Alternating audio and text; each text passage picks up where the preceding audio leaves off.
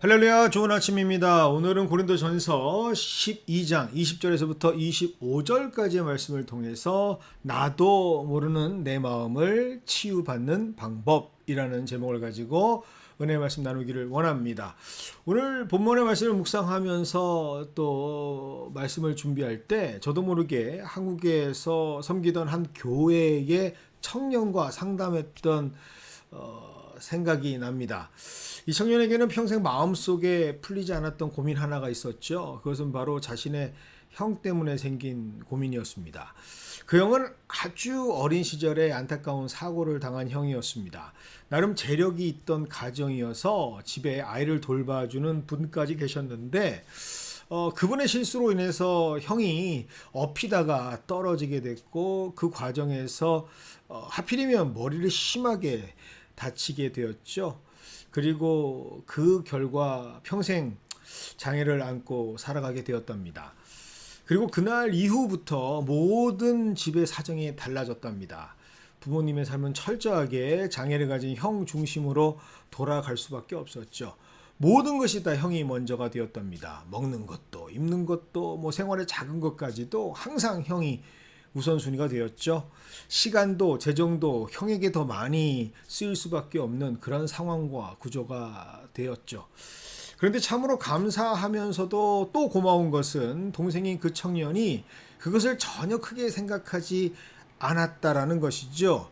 그것이 잘못되었거나 이상하다라고 생각한 적이 단 한 번도 없었다라고 말합니다.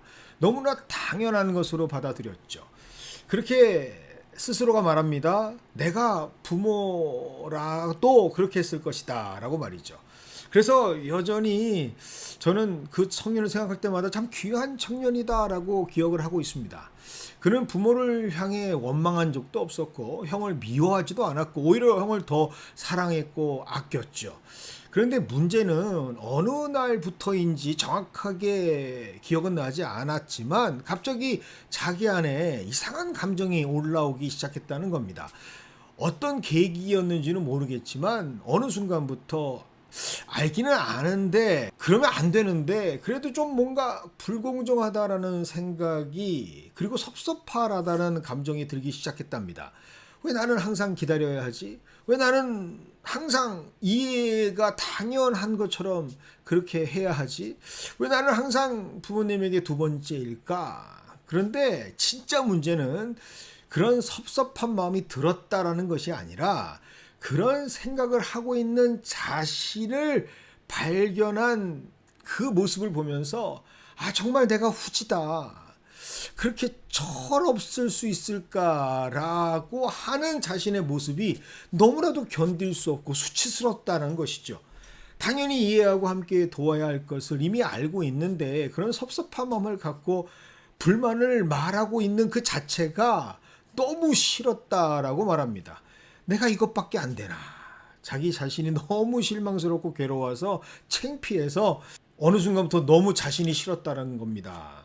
목사님 어떻게 하면 이런 후지고 이런 말도 안 되는 나를 유치한 나를 바꿀 수 있죠? 어떻게 이런 내가 하나님을 사랑한다 말할 수 있죠? 라고 상담했던 그 청년이 떠올랐습니다. 그런데 사실 그때는 그 청년의 고민을 들으면서 좀 제 스스로가 부끄러웠죠.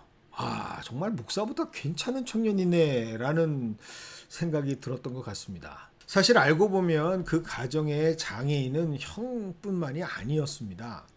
어느 순간 장애를 가진 형과 함께하는 동생도 그 형을 돌보고 이해하고 감당해야 하는 부모님들도 그 마음과 생각에 상처가 생길 수밖에 없고 어느새 자신들도 모르게 장애를 가질 수밖에 없게 된 상황에 내몰려지는 그들 모두가 다 참으로 안타까운 상황에 놓였던 장애들 아니었을까요?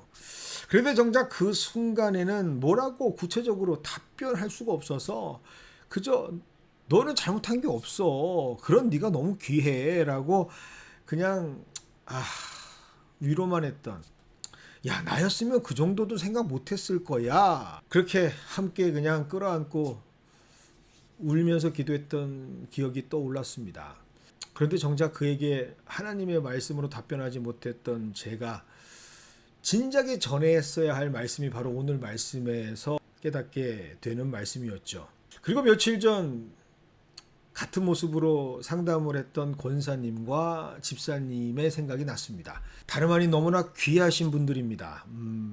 늘 항상 교회의 연약한 지체들을 도우시고 또 도움이 필요한 사람들에게 관심을 가지고 계시는, 위로와 은혜 없이는 살아갈 수 없는 분들에게 묵묵히 힘이 되어주시는 그런 분들입니다. 그런데 이런 분들의 특징이 무엇인가? 뭐 대놓고 말씀하시지 않아요. 목사님, 왜 저는 그렇게 섬김을 받아야 하는 사람들을 그렇게 당연히 해야 합니까? 그리고 목사님, 왜 그런 사람들에게만 집중하고 계십니까? 왜 우리는 그런 일을 하는 게 당연한 일이라고 생각하십니까? 라고 뭐 이런 말씀을 전혀 하신 적이 없는 분들입니다. 오히려 이런 분들은 목회자의 마음을 이해해 주시고 뭐 그럴 수밖에 없는 교회 사정도 너무 잘 알고 계시기 때문에 오히려 아무 말 없이 그냥 묵묵히 그런 일들을 감당하고 계시는 분들입니다. 그런데 이런 분들이 각자 따로 찾아오셨지만 같은 고민들을 말씀하고 계십니다. 목사님, 사실은 저 요즘 저도 모르게 마음이 불편합니다. 늘 괜찮았다고 생각했는데 뭐 저도 당연히 할 수 있어서 하는 거는 아니었는데 나도 모르게 이게 너무 당연시되는 게 아닌가, 교회에서 너무 우리를 잊고 있는 건 아닌가라는 생각이 드네요 라는 감정이 생기셨답니다. 그런데 이런 생각이 들고 서운한 마음이 드는 자신을 발견하고는 너무 자신이 싫어지고 내가 아직도 이 정도밖에 안 되나 싶어서 너무 하나님께 수치스럽고 목회자에게 미안한 마음이 들어서 찾아오신 것이죠.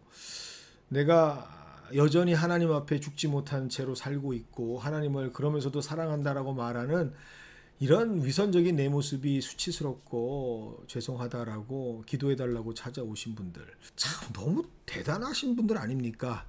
그런데 그 자리에서 그 청년처럼 정확하게 하나님의 말씀으로 위로하지 못했습니다. 뭐 아닙니다, 전혀 그렇지 않아요, 뭐 그런 말씀 마세요 라고 그냥 위로만 했지 하나님의 말씀으로 선뜻 답변해드리지 못했던 내 모습이 또 좀 안타까웠고, 그런데 오늘 말씀을 보니 그때 드렸어야 할 하나님의 말씀이 정확하게 기록되어져 있습니다.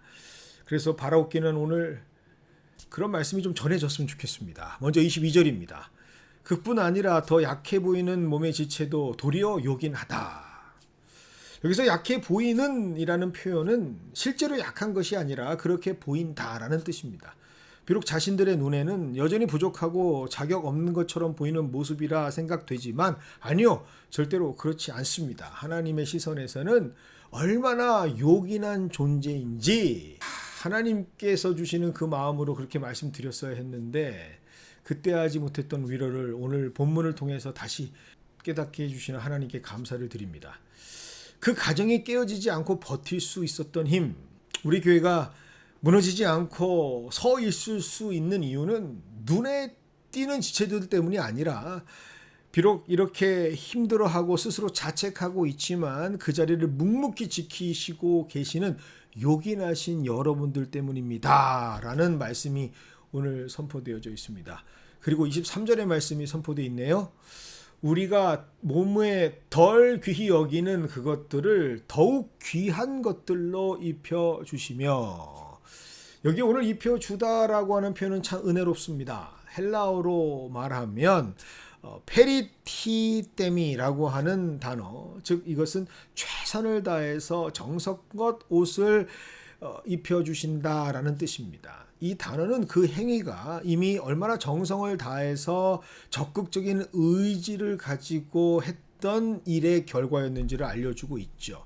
즉 이것은 무엇을 말하고 있는가? 그 청년이 고민하던 내가 이것밖에 안 되나라고 하는 그 내 모습이 후지다라고 하는 그 자책하는 그 마음과 그 괴로움은 다름 아닌 하나님이 입혀주신 마음이라는 사실입니다. 형을 미워하지 않았고 부모님을 원망하지 않았고 오히려 자신의 그 작은 서운한 마음 하나에 스스로 괴로워하고 미안해하고 힘들어했던 그 마음은 어디서 왔겠습니까? 세상 그 누구도 그 마음을 가르쳐 주거나 알려주지 못하는 마음 아닙니까? 오히려 세상에서는 당당히 그 요구해야 되는 거 아니겠나? 네 몫을 챙겨라 라고 가르치지 그렇게 귀한 마음을 어느 누가 알려줄 수 있었겠습니까? 그런데 그 청년은 세상과는 다른 마음을 갖고 있지 않았습니까?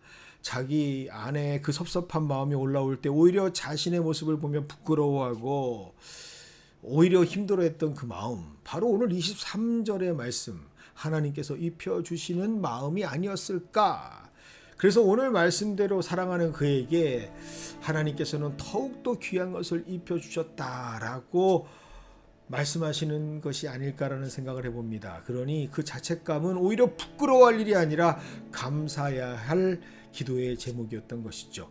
장애를 가진 그 형을 끝까지 포기하지 않는 아버지와 어머니, 그리고 그 곁에 서서 불평하지 않고 오히려 자신의 작은 서러움조차 괴로워할 줄 아는 그 마음은 하나님이 주신 마음, 하나님께서 친히 그 청년에게 입혀주셨던 옷이라는 그 답변을 이제서야 제가 깨닫게 됩니다. 그래서 그 상담의 자리에서는 알려주지 못했지만 오늘 이 말씀을 통해서 알려주고 싶습니다. 그리고 그 귀한 집사님과 권사님, 그래서 새벽의 자리에서 상담의 자리에서 왜 나는 이것밖에 되지 않았나 자책하시고 스스로 실망하시면서 기도하시며 눈물을 흘리셨던 그 모습, 이제는 당당하게 말씀을 드립니다. 그 마음 부끄러워하지 마세요. 오히려 감사하시기를 원합니다. 그것은 당신의 연약함이 아니라 하나님께서 사랑하는 종들에게 입혀주셨던 너무나도 귀하고 귀한 그리스도의 마음이기 때문입니다. 그래서 오늘 저는 너무나도 기쁘고 행복한 사람인 것 같습니다. 하나님께서는 바로 이러한 사람들을 통해서 하나님의 역사를 만들어 나가시는 분임을 다시 한번 말씀을 통해서 깨닫게 해주시는 은혜를 입었기 때문입니다. 그리고 동시에 희망과 소망이 생깁니다. 이런 하나님께서 세우시는 분들이 다름 아닌 우리 교회에 계시는 분들이라는 사실 때문입니다. 그래서 참으로 오늘 말씀이 감사하고 이 말씀이 저를 깨닫게 해주시는 그 자체가 너무 감사합니다. 이전에 답해주지 못했던 그 청년의 가정은 바로 하나님의 나라였고, 그저 기도로만 위로했던 그 자리에 함께했던 우리 권사님과 집사님이 지금 함께 하시는 우리 교회는 하나님께서 나라를 세워주시는 귀한 역사의 자리라는 사실을 깨달았기 때문이죠. 바라옵기는 이제 저도 그런 말씀의 주인공이 되기를 원합니다. 제대로 답하지 못했지만 그 자리에서는 우물쭈물했지만 그래도 하나님께서 요긴하게 쓰시는 약한 자가 되기를 소망합니다. 그리고 페리티댐이 최선을 다해 정성껏 하나님께서 옷을 입혀주시는 이 세상을 알지 못하는 하나님의 놀라운 마음으로 세워 짐을 덧입는 사람이 되기를 원합니다. 그리고 이런 말씀의 주인공이 저뿐만이 아니라 우리 모든 연합의 성도들이 되기를 원합니다. 이런 가정과 이런 교회가 바로 우리들이 서는 삶의 자리가 될 때 그곳은 하나님께서 세워가시는 놀라운 하나님의 나라의 역사가 될 수 있기 때문입니다.